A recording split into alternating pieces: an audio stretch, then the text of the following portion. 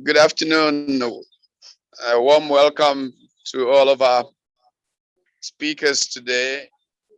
I just wanted to test and to let you know we'll start in a few minutes. And I think we'll overcome one or two small technical hitches around here, but we should be able to start promptly.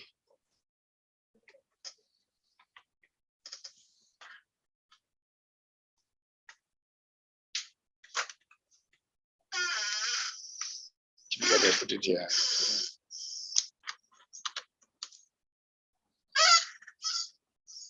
Put the power. It should be the side of it.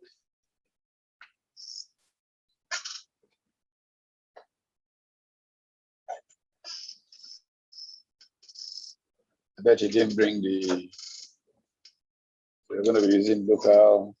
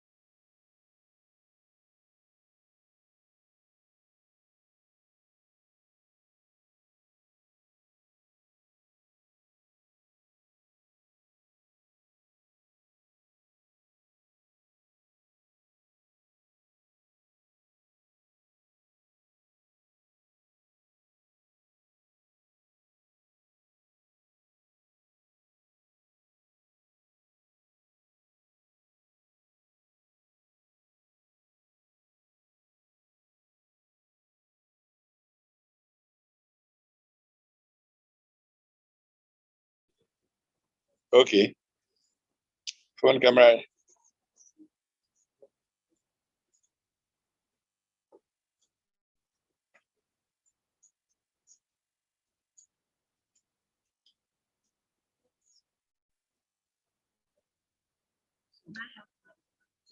To do. I'm just switching it on.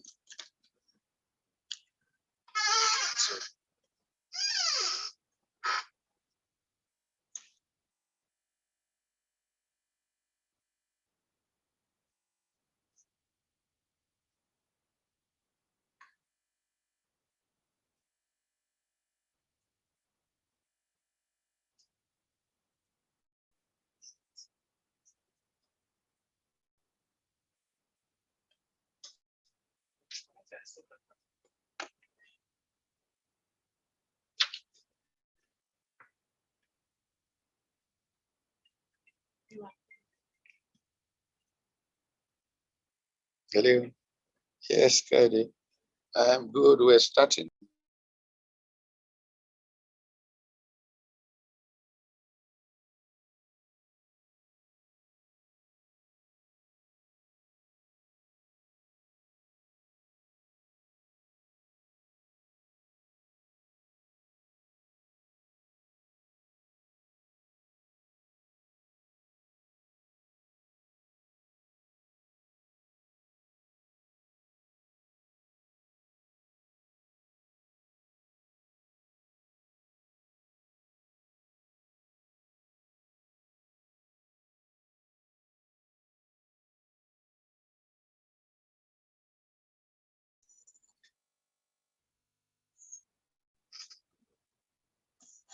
No problem.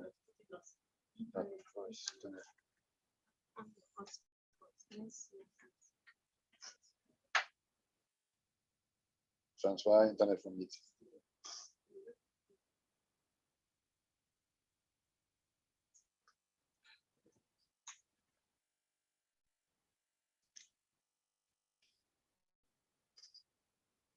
We will start in 2 minutes. Sorry, there's a technical hitch that we are overcoming here, but we'll start in just 2 minutes.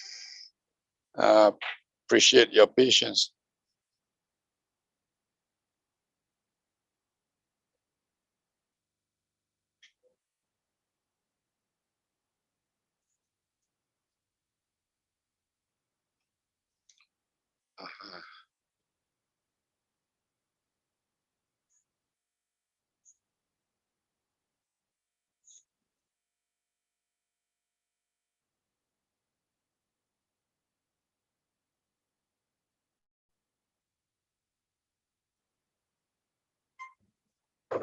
Still don't understand why we have all this internet and none of them seems to be reliable. How many different sources?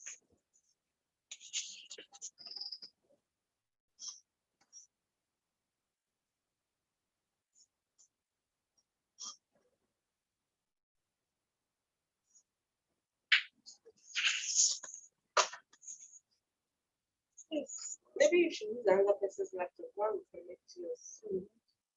Yes, let's go.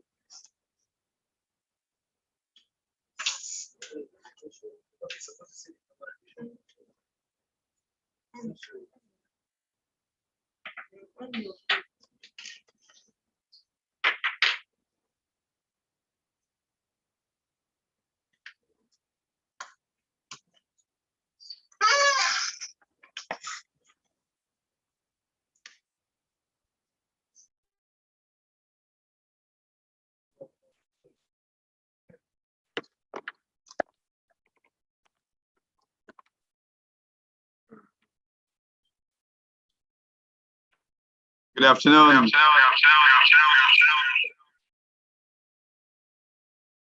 I have to make sure that the multiple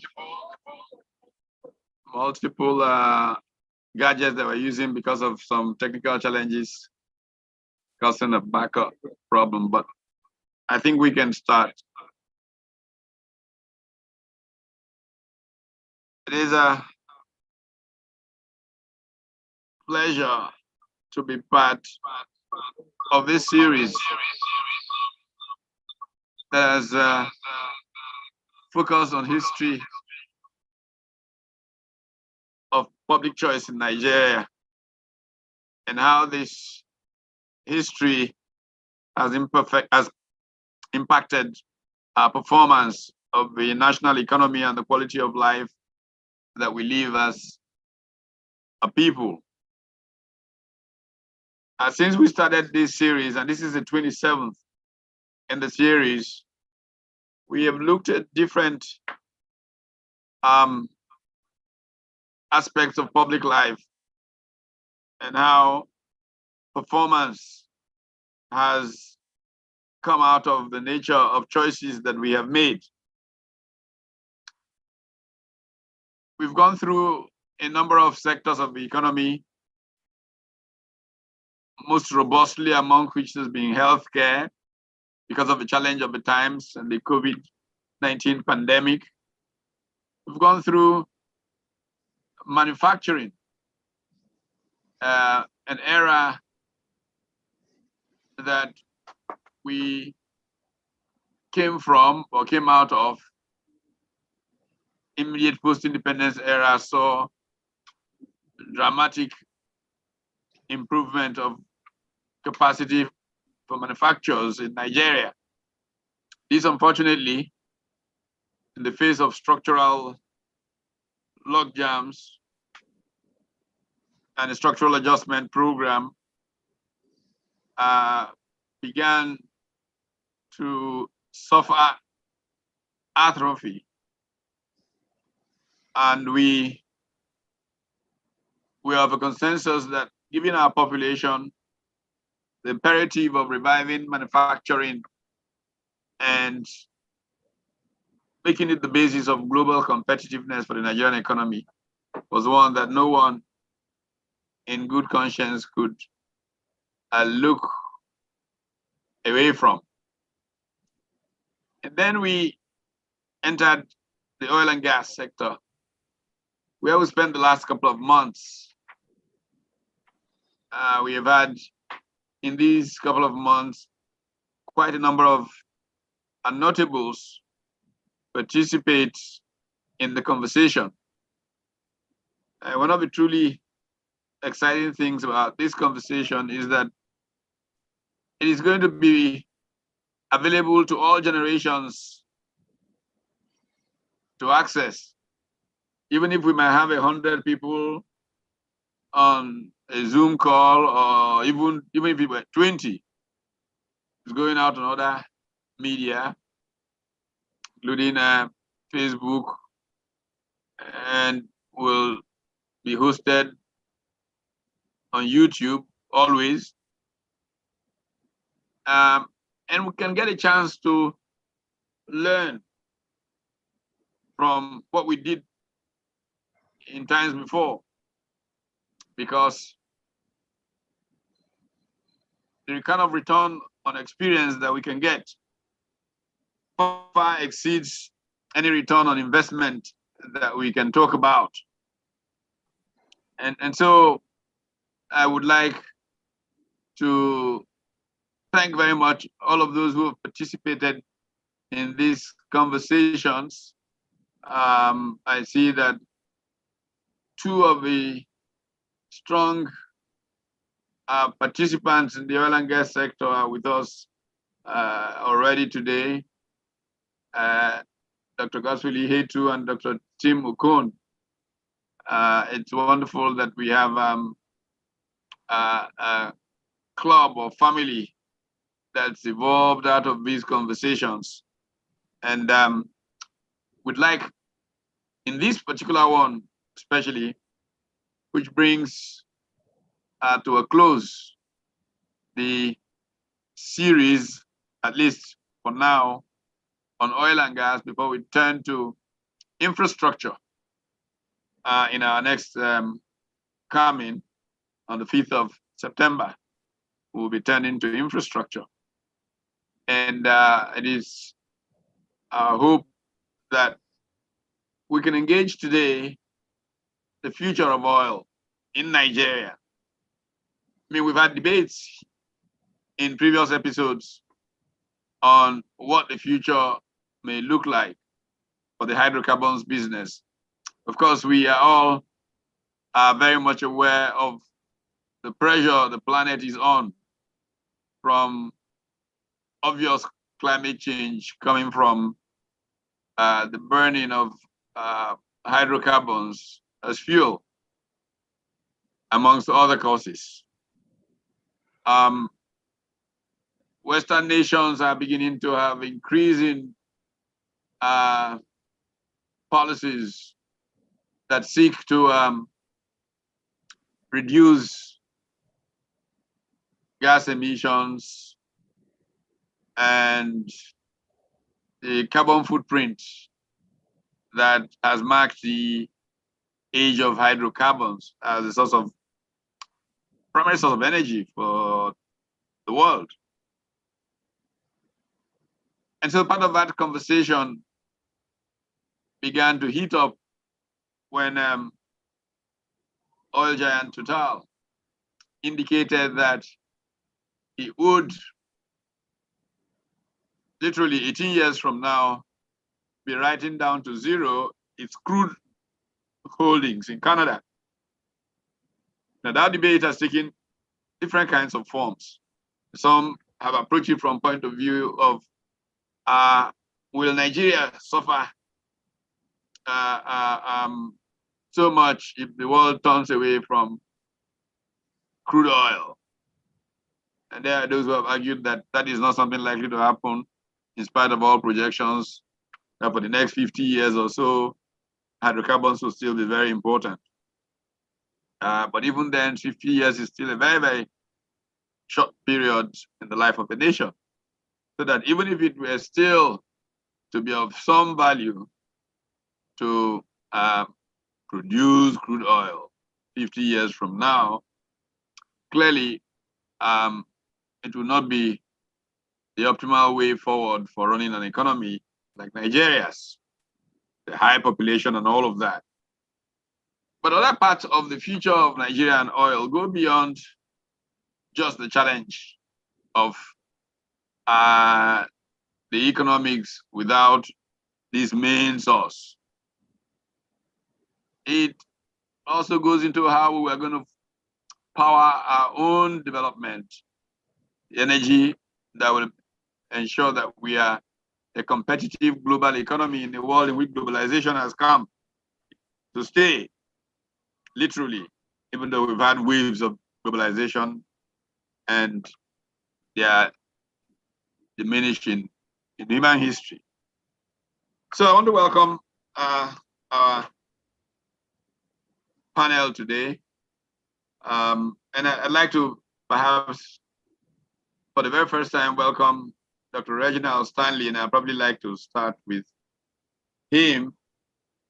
He has had a remarkable history with the National Oil Company, the NNPC, and has left his imprint from downstream all the way up. And I think it would be good to get his perspective on the nature of Nigeria's oil journey and how Nigeria should be looking at the future, given where it is coming from. So, great pleasure to welcome Reginald Stanley. If we could just highlight him and let him lead off our conversation.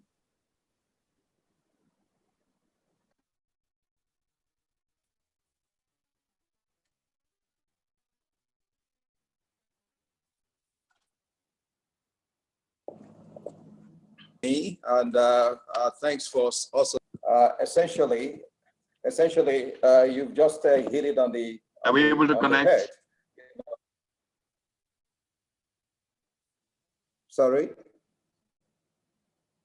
can you hear me? Hello, can you hear me? Welcome.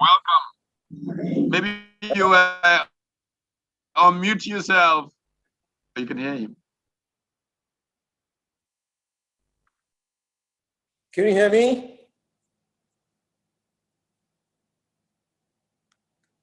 I'm not on mute.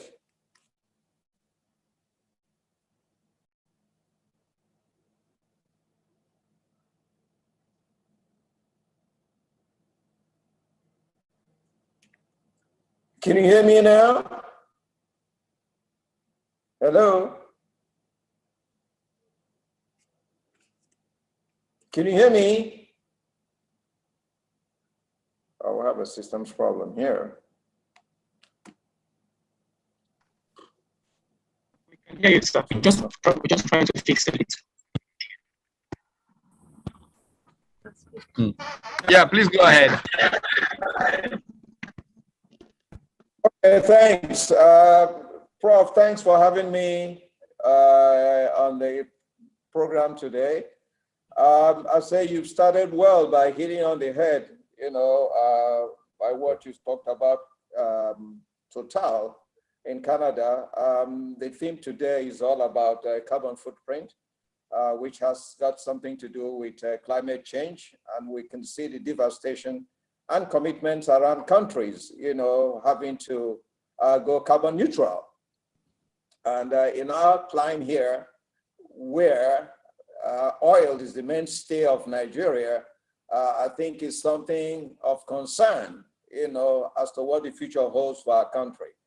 If we go back to history, go back to where we're coming from in terms of when we started with oil and what our contemporaries have done all over the world, like Indonesia, Malaysia, the Middle East, and the rest of them, where oil revenue was channeled into development of different sectors within the economy that have now provided the growth pool, for those countries, which we have not been able to achieve at the present moment then of course, it's a thing of concern. But let me now say this, you did mention about what's the relevance of oil, for Nigerian future. You can only take that from a perspective of, immediate, medium term, and then long term. Let me start by saying that immediate, long term, we are still pretty much in good state in terms of what comes from oil to our GDP mix, in the country. But however, I think this is the time to really aggressively, channel the revenue coming from oil in the short to medium term, in having to develop the other sectors of the economy, particularly, agriculture, manufacturing, which we are lacking. And then, of course, I can't overemphasize infrastructure, which basically it's an engine growth, for the economy. And of course, power. Power has been an issue, remains an issue. If we are not able to tidy up this between the short to medium term, I think we are down and out, because whether we like it or not, the quest for carbon neutral is irreversible.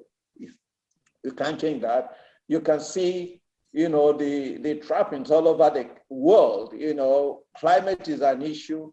It remains an issue, and it is coming to get each and every one of us. I mean, we're talking about the rising of sea level. We're talking about fire all over the world. We are talking about pollution and everything. We're talking about rising of temperature. So effort is being made globally to reduce carbon footprint. And as you do that from a purely demand and supply perspective, you know what it is. The moment these countries begin to move away from fossil fuel, it's a simple demand and supply, that there will be glut. And when there's glut, you don't have the market for it, and that's it. So it's a race against time, that we as Nigerians, we have to look inward. We need to raise the alarm bell. We need to let ourselves know that, we are just swimming against the current. We must, if we have misused oil money in the past, we should not continue to talk about it. Let's start a new beginning to make sure that oil revenue is deployed effectively in having to bring up these sectors, what I think we should be looking at this point.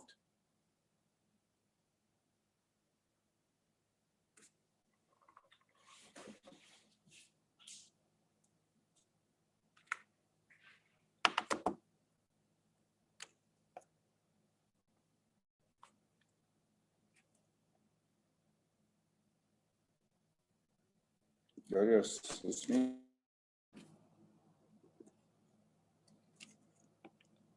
Oh.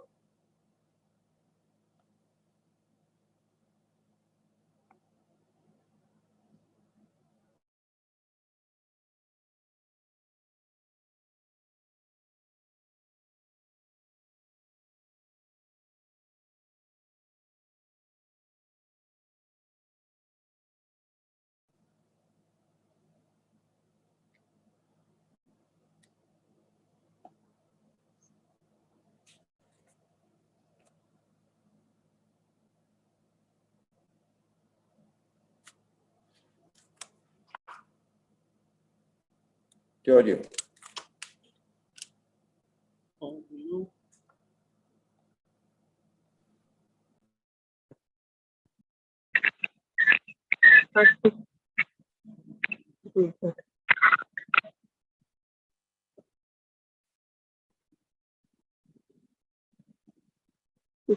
Yeah.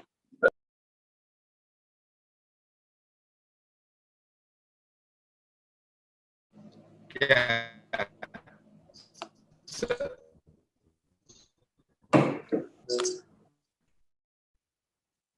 So I was,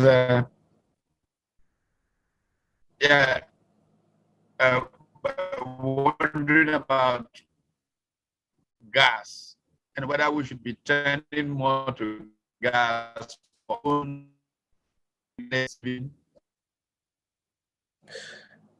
There's no doubt about, yes, there's no doubt about that, that gas, it's part of the fossil family, but certainly a much cleaner fuel, to leverage on. But basically, gas and oil all come together. Of course, there are clear, gas wells, that on a standalone. But when you are talking about reducing, phasing out on crude, the fact is that you are talking of the entire whole chain of it. Yes, we have done very well in terms of our LNG export, which is bringing in revenue. We've also done a bit, in terms of power generation and all that. But the real money, the real money changer in this whole equation is crude oil. Crude oil accounts for basically almost about 75, 80%, in terms of gas crude mix, in terms of revenue for the country.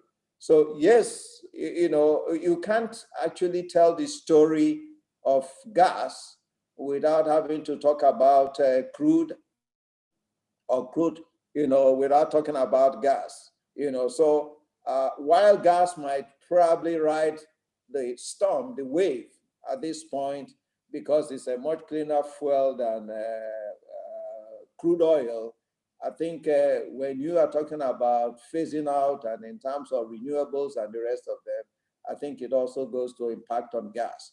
So either way, I think it's a race against time, whether it is gas or whether it is crude oil. For the future, we must begin to seriously think about whatever revenue that is coming from oil that will be deployed in growing other sectors of the economy that provide the engine of growth when fossil fuel is phased out. It's going to go because, when you see what is happening around the world, in terms of climate change, the flooding that is taking place, the wildfires, just name it all, the pollution and everything, and the renewed effort by America after the exit of Donald Trump to go back to climate change and to reduce carbon footprint very drastically. It's already happening in the UK, where they have a target in the next, 25, 30 years, to go carbon neutral.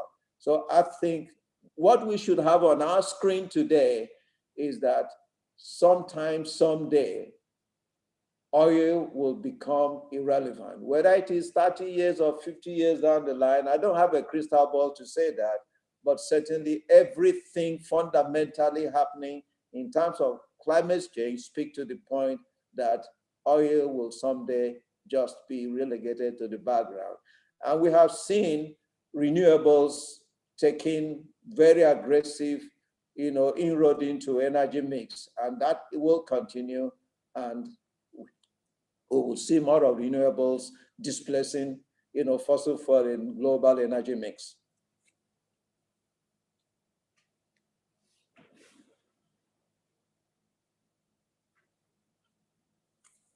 Clearly going to be seeing more and more of the renewables. Given the geographic location of Nigeria, clearly in some part of our country, particularly, we should be able to harness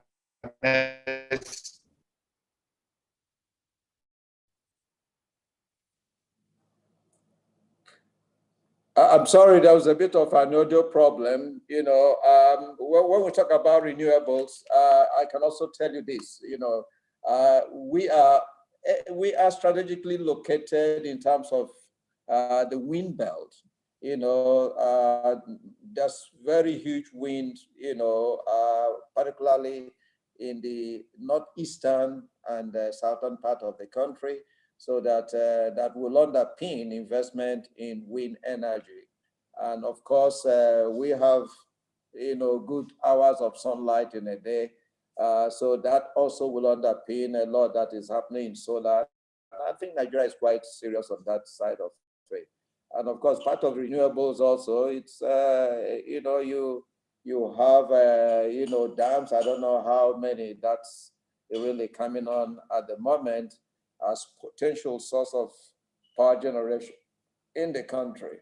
But basically, these are all the things that are walking away from fossil fuel, and I think is a very good development. But that needs to be sustained. That needs all the encouragement that it needs. That needs all the support from, you know, government and, you know, banks alike in terms of having to, you know, provide funds, you know, to make sure that these areas of our energy mix are really being ramped up aggressively.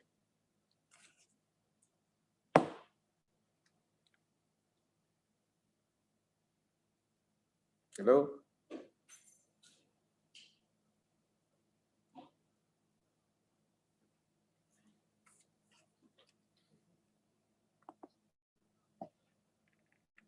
Stop.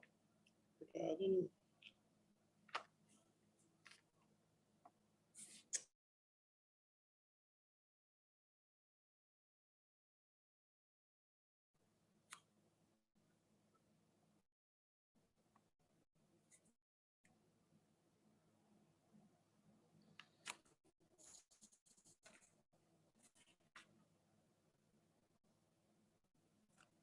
Hello?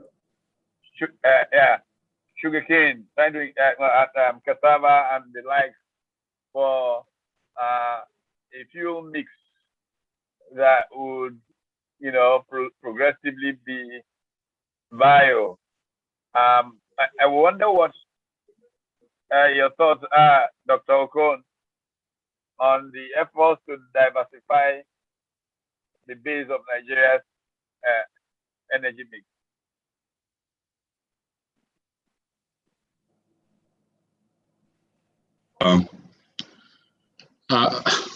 Thank you very much. Can you hear me? Yes, I can hear you. Yes.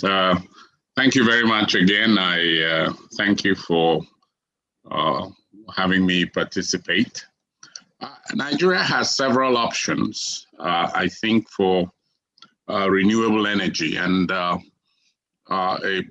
map of Nigeria will indicate what types of renewable energy will feature prominently. And I would just simply refer us back to a 1959 study by a Dutch Netherlands company that actually did work on the hydroelectric potential of the river systems in Nigeria. If we had adhered strictly to that seminal work and built hydropower stations, both in the highlands and in the lowlands of Niger and Benue, Nigeria would have had the kind of energy security that it would it desperately has sought. But no, if you look at the options, it's quite varied. You have the developments that are taking place now with the north having to rely on solar, and then of course the thermal power, which is from gas, would feature prominently in the south of the country. As a matter of fact, one of the things that we proposed, and I recall submitting a paper on subsidy removal and why it was important to use the proceeds strictly for diversifying the sources of our sources of energy and basically improving energy efficiency. So we had proposed that the Mambila system which started in 1982, and I think Prof, you probably will be familiar with that because I think it started under the Shagari administration. And if we had completed that, we would have had at least 4 cascading dams with 3,000 megawatts of electricity as part of our base capacity. So I think that the various systems that we have can actually be applied. The only difference now is that these would be costly. They're costly in the sense that the state is overborrowed, and really we are in precarious financial situation. And so some of these things that are needed, some of the things that we need to apply ourselves to are still things that would cost a lot of money in current terms. Of particular significance, actually, is also the fact that there are some of these technologies are actually easily adoptable. And I will give an example of a project that we are currently evaluating, which is essentially replacing gas and the what do they call green hydrogen and blue hydrogen, depending on the sources of the hydrogen. But essentially, you could use solar or wind power through an electrolyzer, electrolyze and release hydrogen. And there are actually generators now that will substitute gas for hydrogen. And I think that model is going to be tested very soon, because there are some project proposals where we're looking at, in which case the cost of generation will be significantly lower than the cost now through thermal generation, which is really the bedrock of our base capacity here in the country. So the options are varied. Some of them are actually lower cost options, and they will be prominent in the adaptation of the appropriate technologies in the midst of all of this.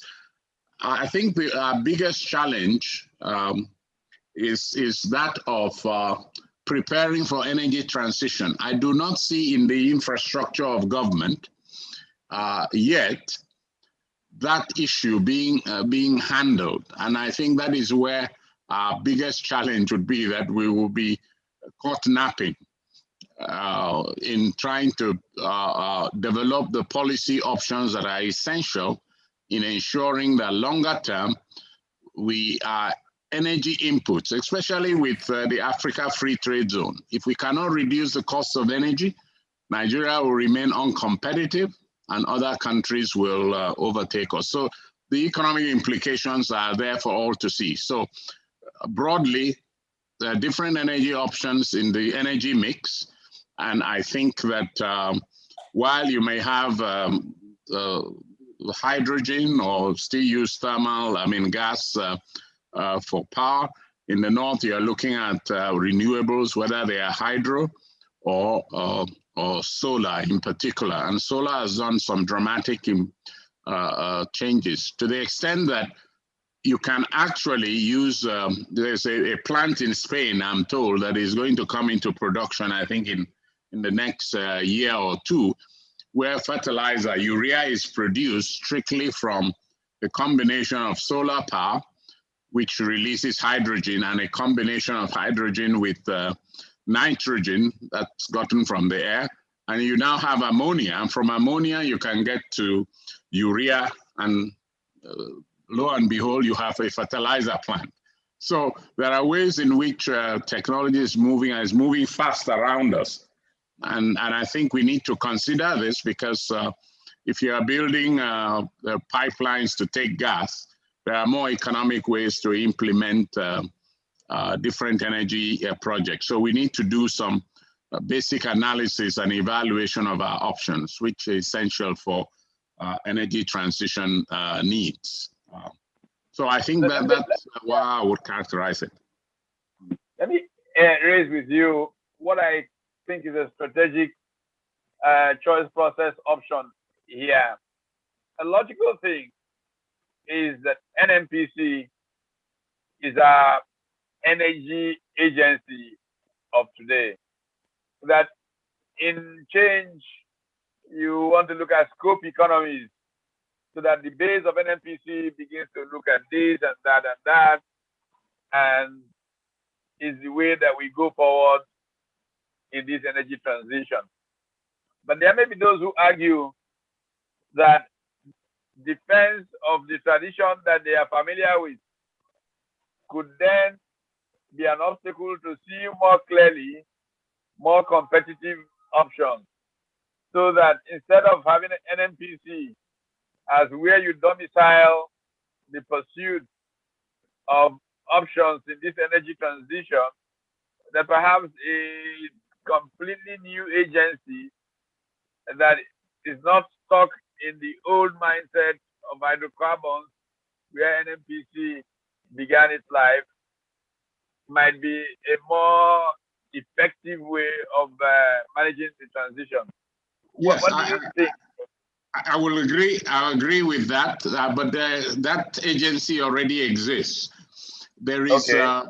It already exists. So you have the National Energy Commission. So that Okay. should be an entity for that. And actually the law that sets it up asks it to advise government on energy policy options. So that's one.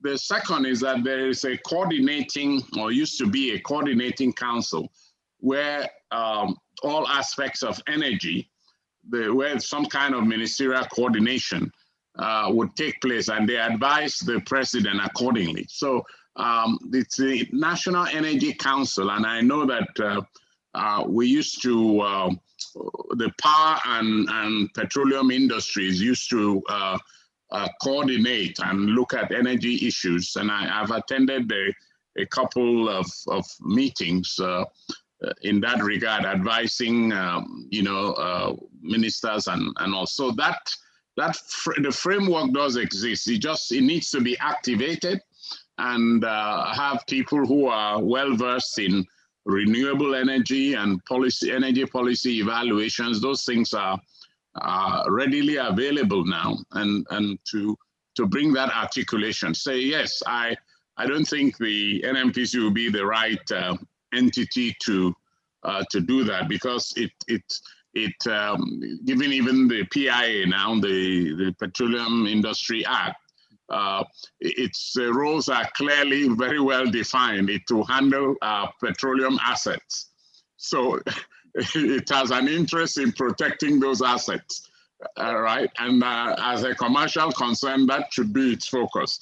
Its focus would not be to want to create other options for assets that it's supposed to steward. So it's even though it needs to be aware of those threats going into the future. So I agree with you, but that agency does exist. Yes. So ready. Now where they have taken a stake already, like in trying to develop biofuels, like they are doing, what would be the appropriate counsel of how they should go? And if I just piggyback on that, how do we see the future of the NNPC generally in the face of PIA and the energy transition? Okay. Yes, I think the biofuels policy needs to be handled within the context of also the food requirements, long-term the food supply system, and that ecology itself. It's just as important. So you need to balance your energy needs with the aspect of making sure that we do not create scarcity in the food chain and you disrupt the food chain. But yes, there are alternatives to, say, using cassava, the sugar cane and other jatropha. There are other options for biodiesel and so on and so forth. So yes, I think that, but whether it is a role that NMPC should play, because many of these, if your long-term perspective of oil and oil prices is that these will be low, it will be difficult to blend as we used to have it, which is basically blending biodiesel with say diesel or any of these products, because the cost of that production might actually end up being higher than the cost of refining a barrel of crude going forward if crude prices.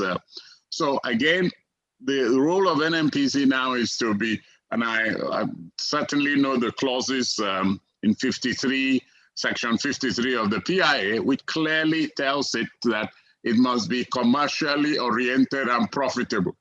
So it's not likely to want to take on a task for which it will be losing money. That is not.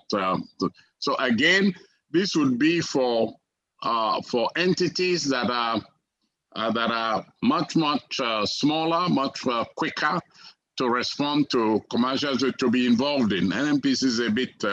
It's a big entity. So you need to be very nimble and swift in order to respond to some of these dynamics. So it will be smaller entities, private sector driven, that would be on hand to tackle some of the issues with the biofuels program and alternatives to petroleum.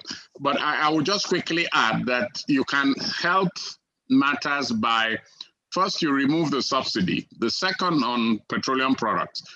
The second is basically you impose certain social taxes, what is called Pigouvian Tax, that I'm sure you're familiar with. It's, for example, in Ghana, there's a 12.5% tax on petroleum products, which goes to the health service, because clearly there are consequences to a pollutant, whether it's in the atmosphere, and so you can use Pigouvian taxes to make sure that the alternatives, the biodiesels or alternative fuels, now become preferably so because of the economics of it. And if I look at some areas, for example, you look at the Ogoni, the net present value of the environmental liability is huge.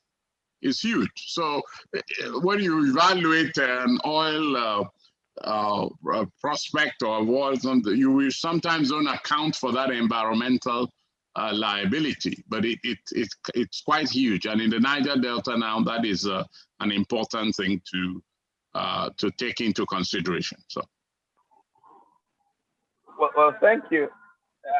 In fact, perhaps this is a good time to ask the impression of both Dr. Ihetu and Stanley about how they think the NMPC will look in the future. They are both NMPC veterans. How do they think the NMPC will look in the future?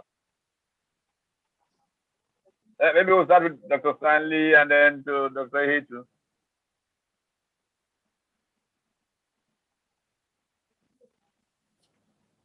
Very clearly, how NNPC will look in future, it's clearly defined by the PIA. I think having to transit from what it is today to a clearly actually underpinned by commercial, orientation, meaning that if you don't make profit, you are out of it. So I think at this material point in time where the PIA has just been signed into law, and NNPC will start to unbundle, I see NNPC transiting to, the Petronas of this world, where basically all the strategic business units will now be commercially run and will bottom line, returns that that's the kind of something. And that will also help in such a way. We all know these, the unseen hands that have delegated NNPC activities in the past, and that's really part of its non-performance. But in the new PIA that just signed, I think we're looking at NNPC that is purely commercially driven. And, time will tell as to whether, it will live up to this. But if it fails to, I think NNPC will be down and out. That's my take on it. It's interesting that it's taken us so many years to get here. One of my favorite classic stories or tales, as I like to call them, is that in 1996, I believe it was, I was working on a book and went to talk with Dr. Tom John, I think, who had just left as Group Managing Director of NNPC. And I was talking about Petronas. Yes. I'm saying to him, why can we not commercialize NNPC? And Dr. John kind of played coy for a minute. I said, what do you mean? Make NNPC private and commercial? Is it not private already? I said, when did that happen?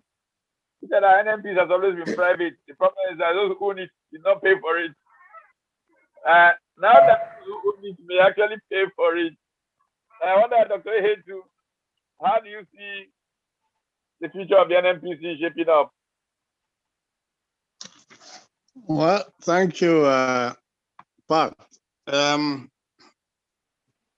Well, one is happy to participate in these oil-related conversations.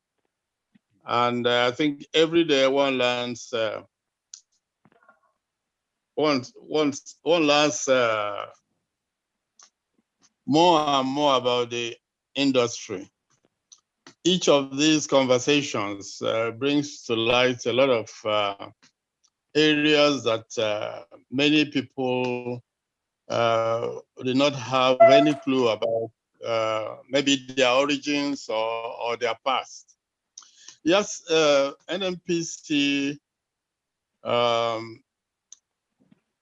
now through the PIA has clear mandates, but I'm not sure that NNPC will have to stick strictly to that mandate in the PIA. NNPC would be a limited liability company. If it is going to be an oil and gas company or an energy company, then it cannot live within the limits that the PIA is now prescribing. NNPC should aim to be, well, I've heard mention of Petronas, but there are other international oil companies, some national oil companies that have gone beyond oil and gas and ventured into other areas, including renewables, which suddenly have become the new way to go because of climate change issues. I recall that as far back as the early 80s, Petrobras had veered into biofuels, what they used to call gasohol in those days. And well, I'm sure that the knowledge is still there, but I don't think that is something that they are pursuing as a national policy. But in those days, yes, most of the cars were running on gasohol. If NNPC is to be a national oil company with vision to compete with the others, including competing with the IOCs, then it has to have a strong research unit, which the other companies do have. Unfortunately, the R&D division of NNPC, which has been in existence for decades, has not really broken out into new, shall I call them new inventions or new discoveries. But that is the way the international oil companies are structured. I mean, they all have their research units. So when we talk about renewable energy, whether NNPC will be interested or not, it is important that it does, because that's what the other oil companies are doing. Those that are talking about energy transition, whether they be Total or Mobil or Shell, I mean, they are all oil and gas companies, but they are looking at the future. They are looking at the competition. I mean, companies are now calling themselves not oil and gas companies, but energy companies, which means, yeah, I mean, recently Total was announcing a new name, Total Energy. So I can see NNPC in the future, forget about PIA and what the PIA says now, because it's PIA.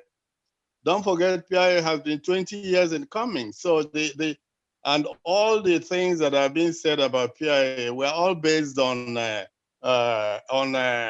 know, what, if you like, the status quo 20 years ago.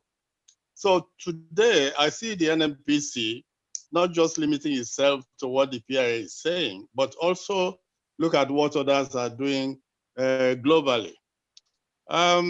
Yes, NNPC must be commercial, but that does not mean that it cannot venture into, you know, areas of research. Not all research results give you profit, but they are part of the industry. You must do research. You must look at your environment. The issue of commercialization, if you go back to NNPC history, go back to the years of Arrett Adams in the early 80s. Arrett Adams came up with what he was calling commercialization, reorganization, and capitalization of NNPC as far back as that time. So you can see how long it has you know, taken to even recognize and also, if you like, institutionalize the commercial aspect of NNPC. So hopefully now that we are NNPC Limited, we hope that we can also proceed in the future. Nothing much is said about the PIA in the PIA of you know, privatizing part of, if you like, the assets or the shares of NNPC. If we look at what Aramco is doing in Saudi Arabia, there was a recent IPO, well, maybe a couple of years ago, I would say. So they are inviting the public to participate in the ownership of the company, albeit not selling the company 100% or even 50%. Aramco is still in control, but then it is partially privatized. And what that does do is that when you bring in the private sector investor, it sharpens the efficiency, the quality of management of that company. And that's what it will do. Yeah. So anyway, let me stop there, but these are my own views. Well, thanks very much. You know, you mentioned Petrobras and Gasohol. I used to joke in my travels through to and around Brazil some quarter of a century or so ago, that you could get drunk on the streets of Sao Paulo from just inhaling what was coming out of the cars. But you know what has happened? I mean, on my last visit to Brazil, I actually found that most cars running in Brazil were, what do you call this dual? There's a name for them. The cars that run on both. Ethanol. Sorry. Anyway. Ethanol. Yeah, ethanol. But there's a name for the ones that have both petrol and dual fuel. Yes, yeah. You know, but that is coming to us too in Nigeria now. The auto gas thing. So you see that making that commitment early from Brazil affected strategic thinking in terms of how, you know, cars are fueled, and looking down the line, we see the impact. I don't know if there is any thinking, maybe Dr. Cohn will help us here, any thinking inside NMPC about the future they see for how cars should run in Nigeria besides electric power.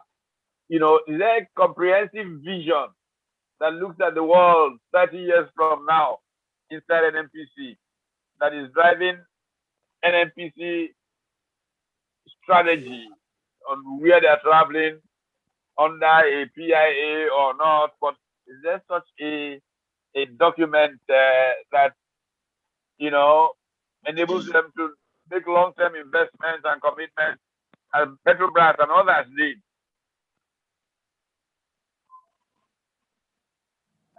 Dr. Krohn's experience was one of the more recent in that, in strategy making in NMPC. So I wonder if there is a sense we can get. Yes, I think I would say that there is a unit that it's supposed to formulate that. I wouldn't say I have the most up-to-date information, but there's an what we call the ERDM, is the Energy Research Unit. It goes under the corporate, it's under corporate planning and strategy. It actually is supposed to formulate and liaise with other entities, including entities such as the IEA, and you know, to position NMPC strategically in those in those terms. So I think structurally, and I used to head that group. So structurally, there is an entity that is supposed to look at that. I'm going to find out, I think this week, what any updated views that they may have on this, and what because I think they've participated in what has ended up being PIA, but I think after the COVID incident, there ought to have been a re-evaluation of many things, including energy demand, etc. And all those things are done within the ERDM function. So, but structurally, there is a team that is supposed to look at it, yes. Okay. How should we be looking at how fuel is distributed in the future, no matter the kind of mix we're going to have? We have today gas stations taking off a lot of real estate. When we did downstream, I raised this, and of course, somebody who knows a thing or two about downstream is Dr. Stanley here. Are we going to be fueling cars the way we fuel them today? We just put our battery in the car and run. If these are some of the developments, what implication are these for assets that have been deployed today in the downstream, which is a significant part of the cost of how we dispense fuel.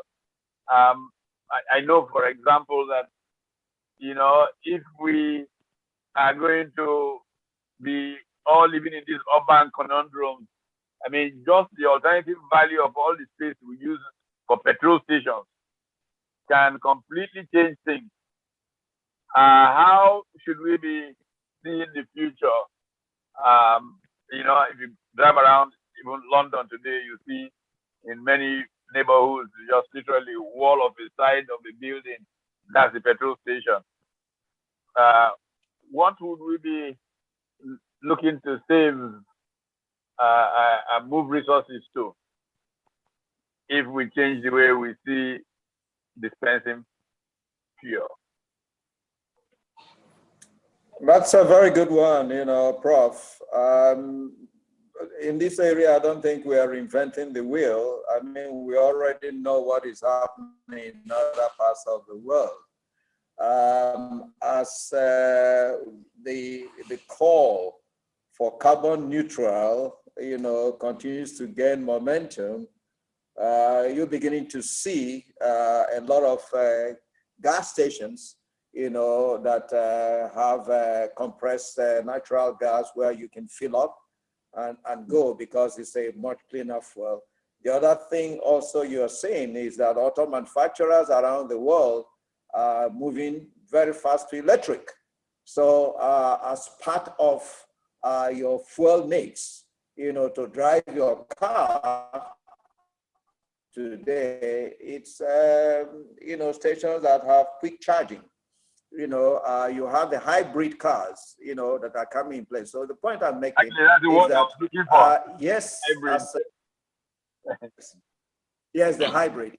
So as we transit, Yes. To these other sources, cleaner, energy sources, I think the stations will still be there. But of course, I did mention here, we must look at the future in terms of now, the medium term, and the very long term, when we think that we will be able to achieve carbon neutral. So the stations will still be there. Our stations have moved from the mom and pop one pump station to, the big stations you have today. Yes, the mega stations. Thank you very much. NNPC mega stations, Northwest, Techno Oil, Rain Oil, just name them. They still will be there because the economy will continue to grow. We will continue to drive cars, whether they are fueled by petrol, diesel, as the case may be, or fueled by other sources, like gas.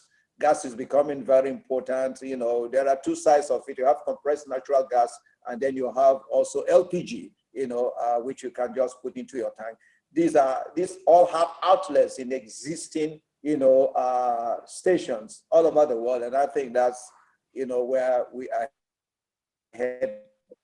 In fact, I raised that. But still, short to medium. And I was talking about Bangladesh.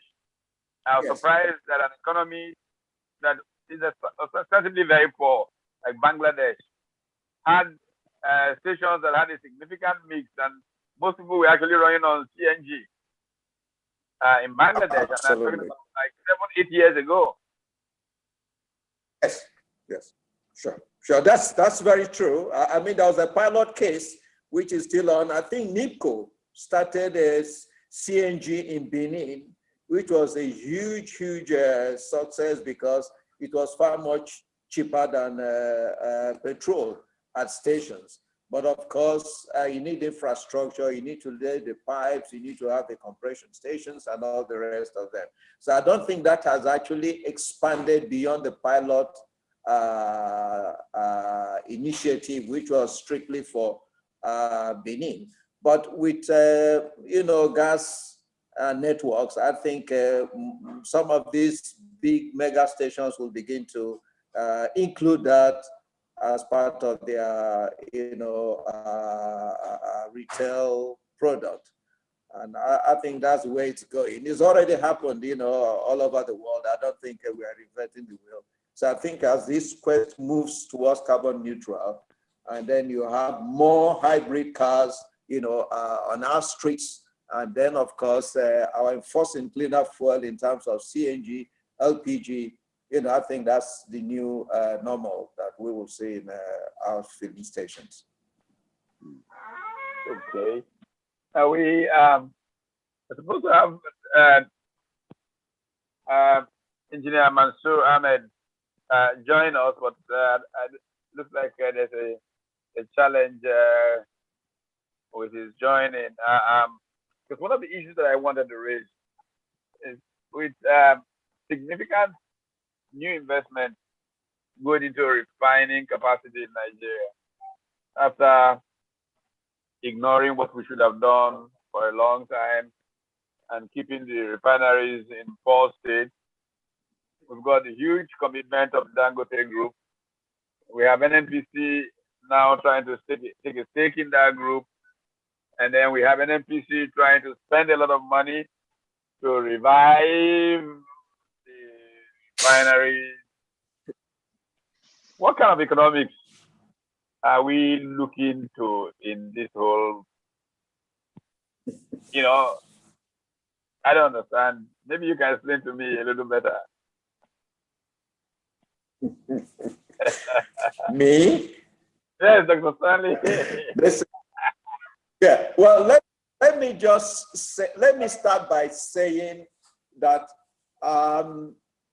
Dangote Refinery, I think, is a great initiative. Hear me out, because there's no way a country of 200 million people will not have in-country refining, for its energy security. Unfortunately, NNPC failed in the area of refining, creating that vacuum, that has actually made, Dangote come in, and I think it's a very welcome development. Let's be very clear. Refining is a very serious business. No refinery pays itself back in less than 10 to 12 years, so I think given the time horizon we are looking at, I think it's a very good initiative in terms of payback of that investment. But with where we stand in NNPC, I'm not going to talk about their participation because I don't really have a full handle of their participation, but I would have imagined that NNPC would have tried to fix the refineries and fix them well. This is not rocket science. NNPC ran refineries during the time of Engineer Shoede, Dr. John, Chief Chambers Oyibo. I mean, the lead is limitless. Where refineries were doing, 100% above their nameplate, So where we got it wrong, it's rather unfortunate. But I think we still, for strategic reasons, we need in-country refining base load capacity. Nigeria must be able to refine crude in-country for energy security. And if Dangote's refinery steps into that to fill that vacuum, I think it's a very welcome development. Okay. But if NNPC is going to provide leadership in certain direction, what should they be doing with, say, popularizing CNG beyond the experiment in Benin? Perhaps some kind of bigger implementation initiative should have been put in place for that to be an effective term for us.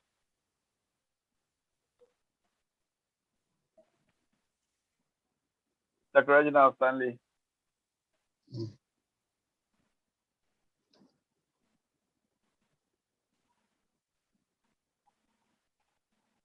Out of equivocation that I Yes, I had 1.5 years, and I knew how that system worked, and it's still today sustainable, and it's probably one of the cash cows we have in our environment. So if NNPC is going into refining, even with the PIA, I think a government should look at very seriously, having to privatize the refineries. That's the only way it will work. It's very clear that it has not worked in the past. And just as Dr. Inhetu did mention in his conversation, that we should look beyond all this whole thing about NNPC, doing it all, it hasn't worked. So if NNPC is going to go in the area of refining, I think the only way they can see the light at the end of the tunnel is to privatize those refineries. Once you bring private initiative into it, as we have seen in former element petrochemical that is now in Dorama, as we have seen in Nigeria LNG, which is one of the most successful companies in the country, I think that will be just what it is.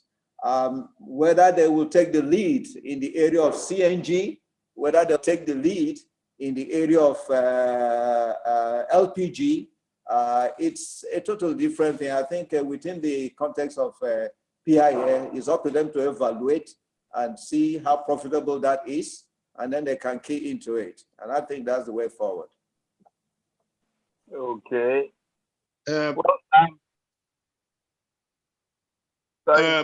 hi there. Can I chip in? Yes, please. Yeah. I want to remind us that in the last few months, the Minister of State for Petroleum has announced the National Gas Expansion Program, which actually is anchored on the expansion of the use of natural gas in automobiles, the CNG and the LPG. And there was even talk of mini LNG. So I think this is a very serious program that the ministry has enunciated. But whether this is going to be domiciled in NNPC or not, I am not quite sure what the plans are. But definitely they have, plans for moving this auto gas program forward. There's also what we have heard the NLNG proclaim a decade of natural gas.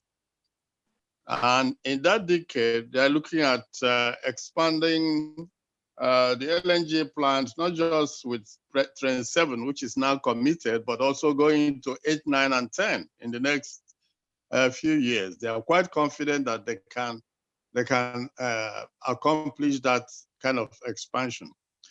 But I want to return to the issue of transition. You've mentioned that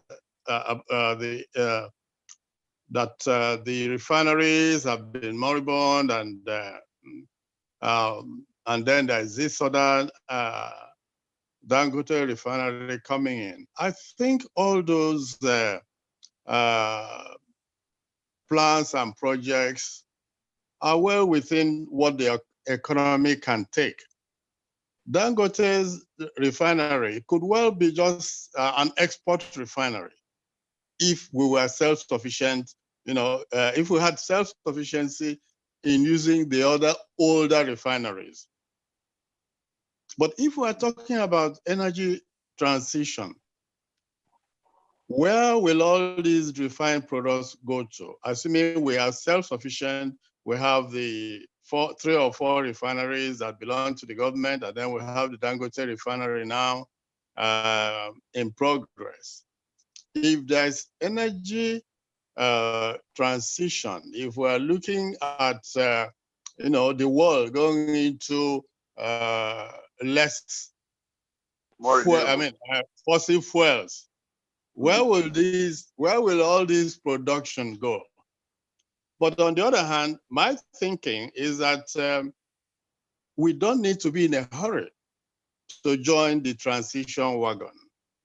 If I look at Cuba and see that they're still running their 1920 American cars, they're still able to maintain them, they're still able to make them run, we should look for ways of making sure that what we have in country, even when the so-called transition happens, that the refineries we have in country, we should be able to use them and use them for vehicles. Because, I mean, the refineries are producing mainly PMS or petrol. So those products have to go somewhere. So we also have a lot of things to think about as the future evolves, because now we're looking at, I know Reginald just talked about privatizing those refineries. Well, I'm sure that there's been a lot of opinions. Even Pat had expressed that opinion, you know. But it may not happen, because we don't know what the. I talked about national security issues, but now we have NNPC Limited, so it should not be a matter of national security issue for them. It should be a commercial issue, in which case they might then bring in equity investors, Yes. into the refinery. They don't have to privatize, sell 100%, like we keep talking about the NLNG model.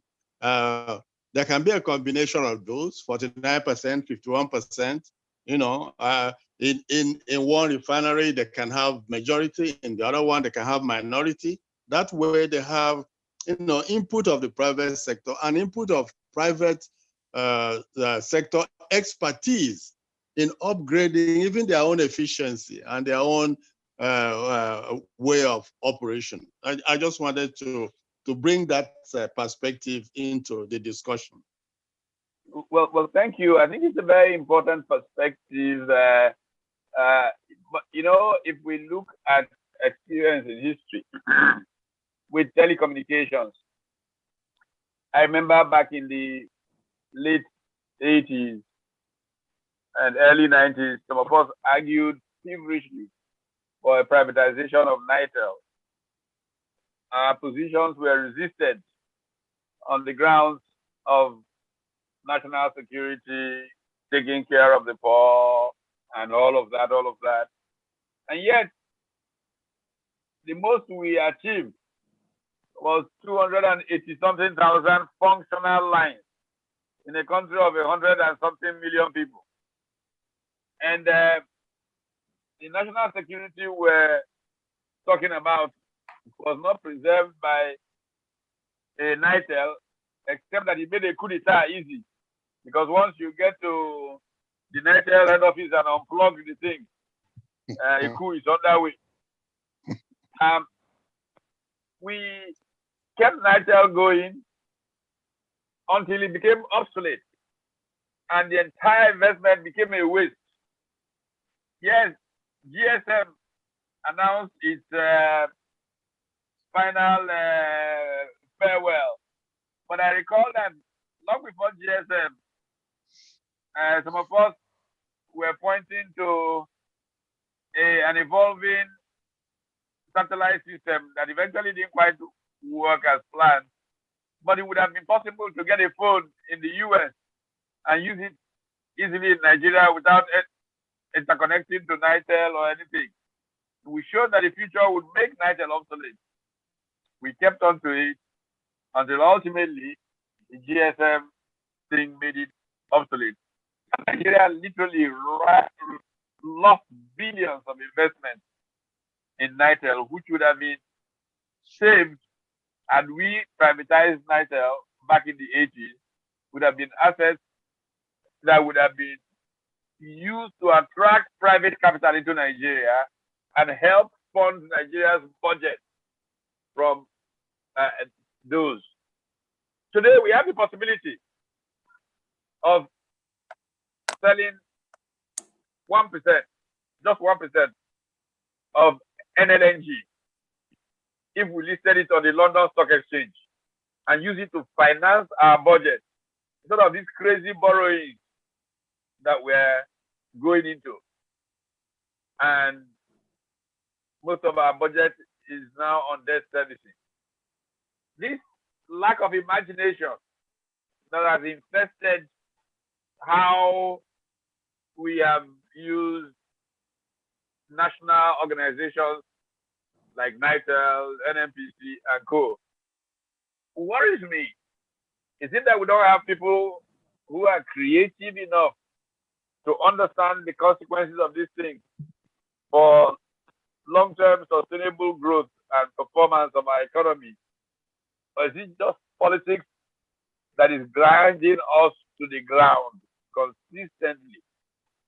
You know, like a perspective of everybody or anybody on this, because it matters so much. The cost of these parastatals to the national economy, instead of generating revenues that go in, they are sucking resources or taking off what could have been alternative uses of national resources. So, perspective of any and everybody.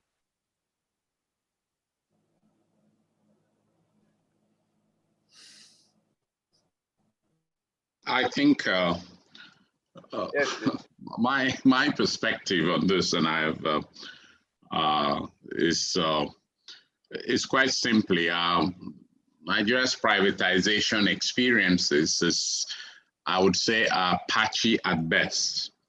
So the term privatization tends to elicit all sorts of emotions as a result, and I think a well articulated and a well programmed privatization program is always one that delivers those benefits that Pat you've brought to bear. And clearly, we are now sitting on a situation of unsustainability, fiscal unsustainability. Yes, I think those innovative things need to be done. But, you know, some would argue it's a question of timing, but we have always gotten timing wrong because we tend to hold on to it until it doesn't have any more relevance. And the time at which you would want to take some of those commercial and profitable decisions are the time when you are in a position of strength, not in a position of weakness, okay? But the emotional attachment to hogging assets rather than profitably utilizing them is quite compelling in our political space. And this is where the tragedy is. As somebody who has actually evaluated NLNG for reasons that you are now advocating, I recall the evaluation, which is why I volunteered to speak first, because we've done asset evaluation from NLNG to as many things as possible. But that was done at a time when the oil prices were up there, gas prices were doing very, very well indeed, and etc. So if you are going to float an asset, that is really the time frame that you would want to do those things. But when the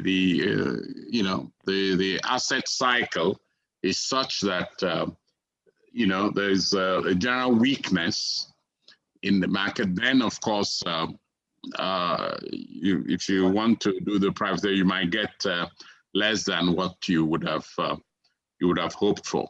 So for some of these options, it calls for clear and decisive thinking as to what needs to be done.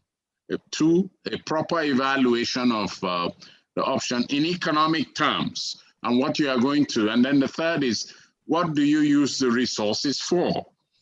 And so that it doesn't become just general expenditure and recurrent expenditure that is way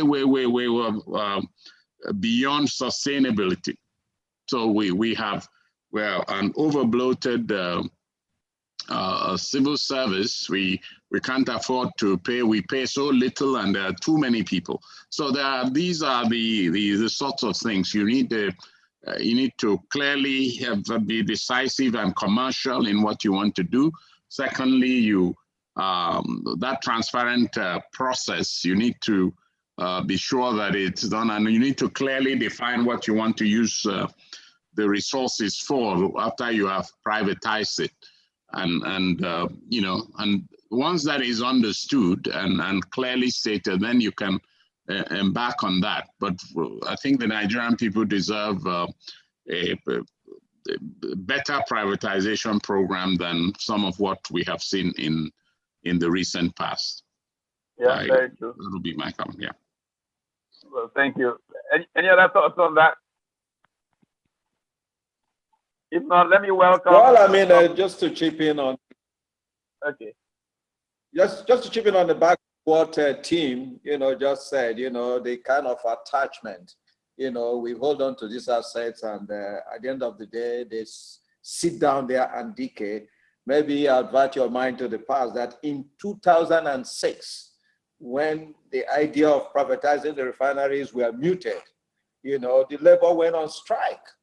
15 years after refineries have not worked, I would have thought that they would have also gone on strike, to make their point, that these assets have been there 2006 to 2021, which is 15 years down the line. But their members who worked there were getting paid a salary for doing nothing, and the whole country was subsidizing a couple of hundred or a couple of thousand NMPC staff. And that is the tragedy of Nigerian economic experience. Labor has not come to wisdom on that matter. They have prevented more Nigerians from being employed by deploying what would have been raised from that privatization to creating more value in the economy, expanding the economy, and all of that. Very true, very true. That's just my contribution, that, we need to begin to really detach ourselves from this sentiment of holding on to assets. And as Tim did say, I think we can't emphasize enough in having a true commercial, structure for these organizations. Through privatization, we've seen what has happened in the electricity space. As I'm speaking to you, I'm running my generator here in Port Harcourt almost like 15 hours a day. So you begin to question, what's the merit of privatization if it's not done really commercially sound? So I think these are the things we need to, avert our minds to. Privatization, yes, it's good, but if it's not done well, it doesn't improve any lot. I said it on record, the case of electricity is something that anybody can showcase. It's not working, and we all know it's not working. It's a disaster, no question. And I like to make it as simple as this. A former minister of finance, while he was an incumbent minister, was flying from one of the West African countries into I think it was Abuja or Lagos, I don't remember which one. And some gentleman who was sitting by him, West African, he didn't realize the man was a minister in Nigeria. So he was chatting with him and said, "This is your power problem in Nigeria. This thing is perplexing. I thought the power problem was solved more than 100 years ago. All you have to do is go and buy these generators from GE. If people don't know where GE is, I can help you buy the generators. And the poor minister had to say a few nice things, contain himself. And then he calls me. He says, Pat, you must be the first person to hear this because I know you've sent this 1,000 times to me. You know, this is what just happened on the flight. So we become an object of ridicule before the world. Everybody knows that, look, go to Dubai. Here is power. We're in a mess. GE, you run the bloody place and work out a program for selling off part of your shareholding to Nigeria. We want to make sure within 2 years, nowhere Nigeria has darkness. GE will deliver it. It is not rocket. But we diminish our people, we make ourselves poor because of lack of imagination or corruption or just whatever it is that affects our thinking in making these choices. Anyway, I guess we're going to go. Any questions from any of our participants? Please indicate a wave of the hand.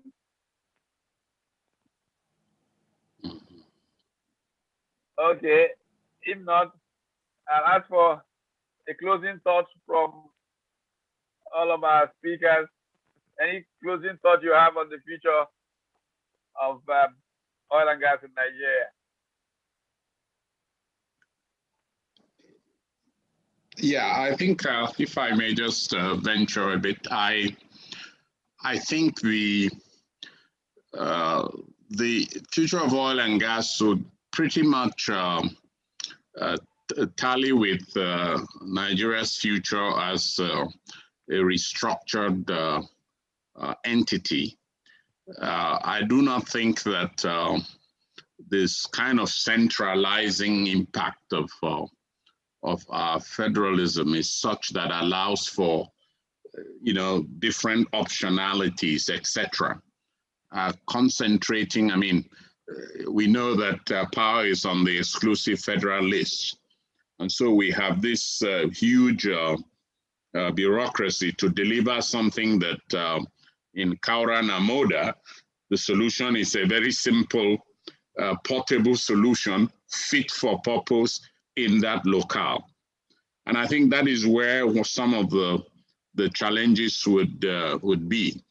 That if we have a deregulated and a non-suffocating centralization, then those solutions would develop pretty rapidly. We are a very ingenious people. We have talented people who are able to see opportunities, okay, and apply themselves to solving problems. So I think that there is no single solution for a large country like Nigeria. And I think some of the challenges of building a modern economy in Nigeria is to lift the lid off of this suffocating federal structure in which quite a lot of things are on an exclusive list that needs to be done, and then with varying levels of competence or incompetence, as the case may be, we end up with this one size fits all. And whereas I think there are novel solutions, so whether it's power, whether it's where you want to do what kind of refining, but there are so much options and things that I think we can apply ourselves to. And if we are looking at the transmission system, because one of the key challenges for energy in Nigeria is just transmission. Once you generate power above 5,000 megawatts, the system goes down, okay? So if you have off-grid, mini-grids, and what have you, you should be able to get power to people, or people to utilize power. And I think that that is where the solution lies. And states, if well structured, because states, Nigeria states don't have constitutions, so there are no rules to go by. So if they say devolve the powers, then you devolve it to the states, and you have emperors in there. So these are some of the challenges. The challenge of economic development is that in a modern era, we need to show dynamism. We need to encourage private initiative. And I think that doing that, some of these problems can very easily resolve itself. It is not always that the government is the one that resolves problems. It's markets do resolve problems, sometimes even more efficiently than the best made, well-laid intentions of leaders. So that will be my 2 cents worth of final comments with respect to this. Thank you. Thanks so very much. Okay. Any other closing thoughts? If not, let me.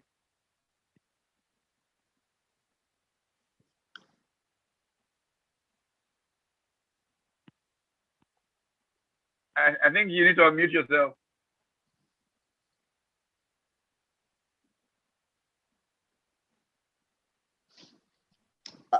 Yes, Right. very brief.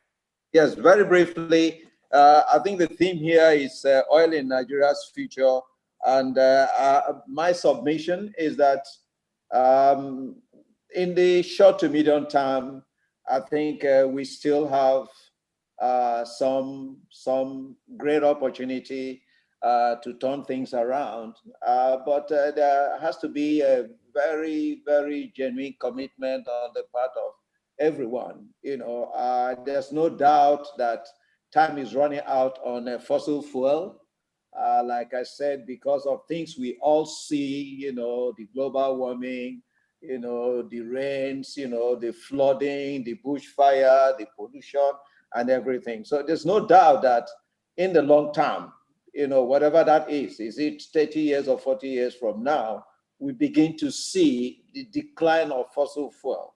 And if we begin to see the decline of fossil fuel, then automatically, the demand will just vaporize. So I think it's incumbent on us, the government, and everybody to be a bit prudent, in the years ahead, to make sure that oil revenue as it is not going to change overnight. It's probably not going to change in the next 3 to 5 years, depending heavily on it, but that should be channeled genuinely to developing other sectors of the economy that will definitely provide the engine of growth, when oil becomes, near irrelevant in the longer term. But in the short to medium term, I think we still have some bit of hope, that this will continue to be a very potent source of, revenue for the country. Thank you. Thank you so very much. I think that the purpose of this series is both to stimulate thinking and get younger professionals to learn from the errors of judgment in the past, so that we can have better leadership in the future. Clearly, the oil and gas sector has had tremendous impact on our lives in the last 60 years or so, from 1956, 57, commercialization of Loebiri fines, to today. It's impossible to write the story of Nigeria without the story of the oil and gas sector. Some might write this story in terms of what is being called the curse of oil.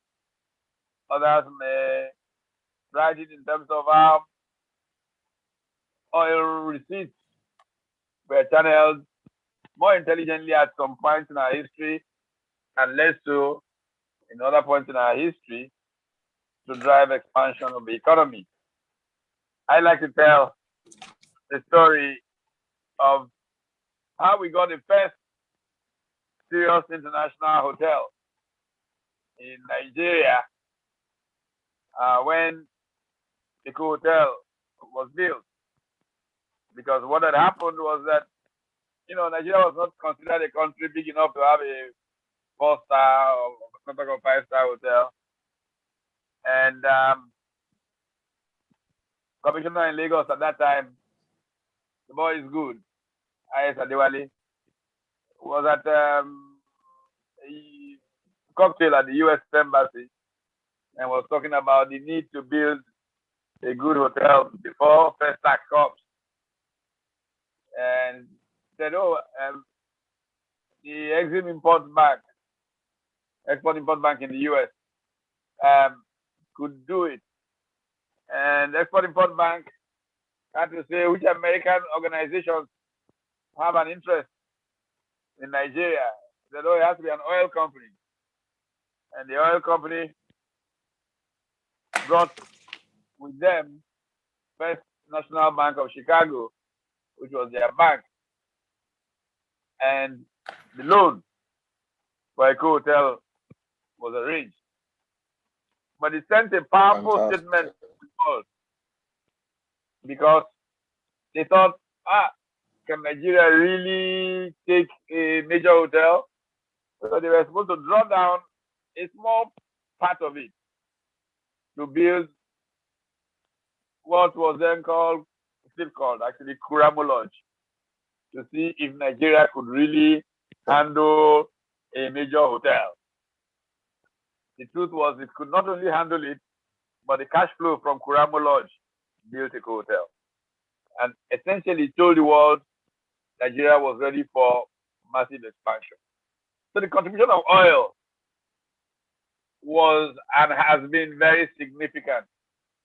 Sure. That we did not manage well aspects of it. It's part of our sad story. But as several of our participants today as speakers have suggested, it's not too late. If in the years that are left, we can turn the opportunity of oil into savings to build other sectors, or learning to use not to make the mistakes that we made during the oil era, it would have been a plus for Nigeria. And here's going forward, hoping that everybody who is involved in policy making, just as a citizen, will take the oil story as a great case study for how to and how not to as Nigeria goes forward. So thank you so much, Dr. Reginald Stanley. Thank you so very much, Dr. Tim Okon. We jumped on you, Dr. Lee Hetu, and thank you all for participating and helping leave a part of wisdom for the next generation.